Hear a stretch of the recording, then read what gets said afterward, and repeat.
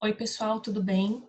Nós vamos agora fazer uma aula de língua portuguesa, né? Daquela parte que nós paramos. Nós paramos na página 178, a gente fez uma breve introdução, certo? Que é essa página aqui que vocês estão vendo na tela, né? Que tem esse questionamento aí, olha, como surge uma língua, né? Como é que surgiram as línguas dos idiomas, né? A origem dos idiomas. Então, o Robip está aqui para ajudar a gente nessas informações. A gente tem aqui esse gráfico mostrando os 20 idiomas mais falados do mundo. Então, nós temos muitos idiomas, certo? Muitos mesmo, aqui só tem alguns, né? Existem muitos outros. O continente africano, por exemplo, é um continente imenso que tem muitos idiomas, né, falados, tá bom? Então a gente vê aqui, ó, no gráfico que o idioma mais falado no mundo, né, o que está em primeiro lugar é o mandarim, certo? E depois a gente tem o bengali, o coreano, né? Ó, o mais falado do mundo a gente tem o mandarim. Em segundo a gente tem o espanhol. Aqui em terceiro o inglês. Aqui em quarto, olha, a língua portuguesa, tá bom? Então esses são os idiomas mais falados do mundo, né, de acordo com a legenda. Né? E em quinto lugar está o hindi. Hindi, que é a língua dos hindus, né, que vivem lá na Índia. Bom, aqui nós temos um texto que é bem interessante. Fala como nasce uma língua. É um texto da revista super interessante, que é uma revista bem legal de vocês lerem, que trazem muitas curiosidades. Vocês vão ler, tá bom? E aí vai vir algumas curiosidades sobre a origem do chinês, da língua grega, do japonês, da língua árabe, do latim. Vocês vão ver que o latim é uma língua que vai influenciar a língua portuguesa, né? Nós temos muita influência do latim. E aí depois a gente vai ter um diálogo com o texto, que é uma lição, né, uma interpretação de texto. Então vocês vão procurar, né, que tem algumas palavras do texto que não são muito utilizadas na nossa vida cotidiana. Então vocês vão procurar palavras que vocês não conhecem, que não fazem parte do nosso dia a dia, e vão completar aqui os espaços e vão buscar o significado. A apostila já traz uma, ó, línguas neolatinas. O que significa isso? São línguas que tiveram sua origem no latim. Vocês vão procurar outras 4 palavras que vocês não conhecem, preencher aqui, tá bom? E na hora da correção a gente conversa sobre elas, ok? Vão fazer aqui também essas tarefas, certo? Aí a gente vai chegar aqui numa parte que é muito interessante, que vai falar sobre a língua portuguesa e em que lugares do mundo a língua portuguesa é falada. Então a gente não fala só português no Brasil e em Portugal. A gente fala língua portuguesa no Brasil, em Portugal, em Cabo Verde, na Guiné-Bissau, na Guiné Equatorial, em São Tomé e Príncipe, Angola e Moçambique. Ó, todos esses aqui, ó, países africanos. E lá na Ásia, né, a gente vai ter o Timor-Leste, tá bom? Isso aqui, olha, esse tipo de mapa que vocês estão vendo, que traz uma foto mostrando 2 crianças vestidas com trajes tradicionais portugueses e uma outra criança aqui, que é uma menina, né, descendente de africanos, com uma roupinha que lembra um pouco as roupas que são usadas pelos capoeiristas, né? Então, esse tipo de comunicação que a gente tem aqui de texto, a gente chama de infográfico. E está explicando ó, que é um recurso gráfico que une palavras e imagens para apresentar informações, certo? Bom, depois a gente vai vir aqui para essa lição, que é bem interessante também, porque são palavras, expressões, né, que nós usamos, expressões e palavras que a gente usa na língua portuguesa aqui no Brasil, e aqui as correspondentes na língua portuguesa em Portugal. Então, como é que será que se fala abridor de garrafas lá em Portugal? Como é que vocês acham que é? Eu acho que é esse aqui, ó, tira cápsulas, né? Então, vocês vão fazer a correspondência, tá bom? E a gente corrige depois. Vão fazer as atividades que vocês têm aqui, ok? Aqui vai aparecer outras influências na língua portuguesa. Então, a língua portuguesa ela não é uma língua uniforme, né? Não se fala a língua portuguesa igualzinho em todos os lugares do mundo.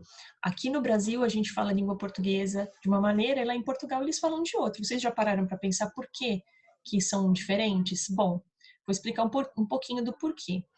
A gente tem aqui no Brasil influências americanas, certo? Nós ficamos na América do Sul. Nosso país, ele era povoado por indígenas quando os colonizadores portugueses chegaram aqui. Então, a gente tem influências indígenas no nosso idioma, certo? Muitas palavras da língua portuguesa são palavras indígenas. Por exemplo, o nome da cidade que a gente mora, Guarujá, é um nome indígena. Itapema também, Paraná, tá bom? Então, nós temos muitas influências indígenas. E não só isso. A gente tem influências das línguas africanas, porque os africanos foram trazidos para cá e eles trouxeram a língua deles, né? E influenciaram a nossa cultura. Quando a gente fala de cultura, a gente não está falando só de. Lembra? Eu já falei sobre isso com vocês. Que cultura é ir no teatro, é ouvir música clássica. Não, isso não é cultura. Isso também é, mas quando a gente fala de cultura aqui na lição, a gente está falando do que faz as tradições de um povo, né? Do que faz aquele povo ter as características que ele tem. Então, os africanos, eles trouxeram comidas, música, vestimentas, certo? Atitudes, né? Da sociedade deles. Então, olha as palavras africanas que a gente tem no nosso português aqui no Brasil. Temos essa influência africana por causa que foram trazidos africanos para cá na época da escravidão. Temos influências também desses outros aqui, ó, dos imigrantes europeus e dos árabes, porque eles vieram para cá na época da imigração. Então a gente também tem no nosso repertório de palavras, né, no nosso vocabulário, muitas palavras desses povos, certo? Agora, Portugal teve as mesmas influências? Portugal teve influências de línguas africanas? Portugal teve influência de línguas indígenas?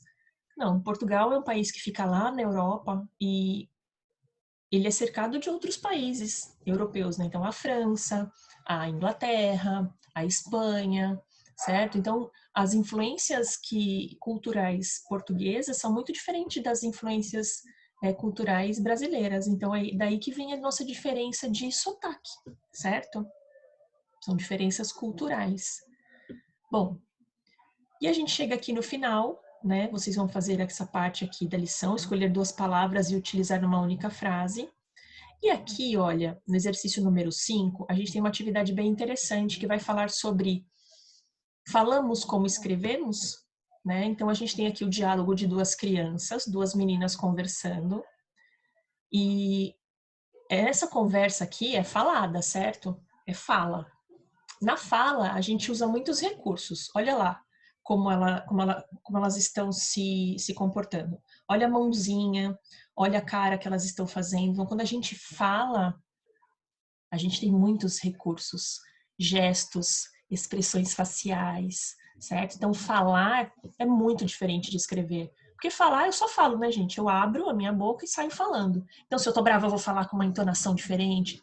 Se eu estou calma, eu falo de um outro jeitinho. Então, a entonação, as expressões faciais, os gestos, tudo isso são recursos que a gente usa na fala.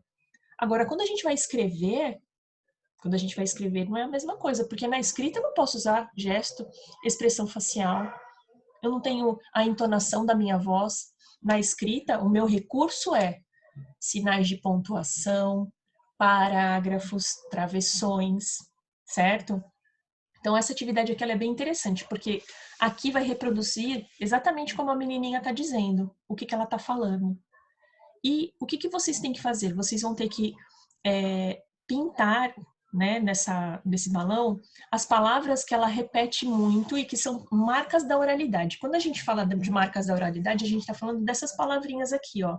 Aí, daí e então. Quando a gente fala, eu tenho muito costume na fala de falar né, mas a gente também usa muito na fala aí, daí, então, e muito repetido. Na fala não tem problema, na escrita tem problema. Na escrita eu não posso repetir, eu não posso ficar usando aí, daí, não posso, certo? E aí vocês vão marcar todas essas repetições e essas marcas da oralidade, certo? Vocês vão depois pegar esse textinho aqui, que na verdade é a fala dessa menininha, que ela tá contando aqui uma briga que ela teve, né? E vocês vão transformar a fala em escrita.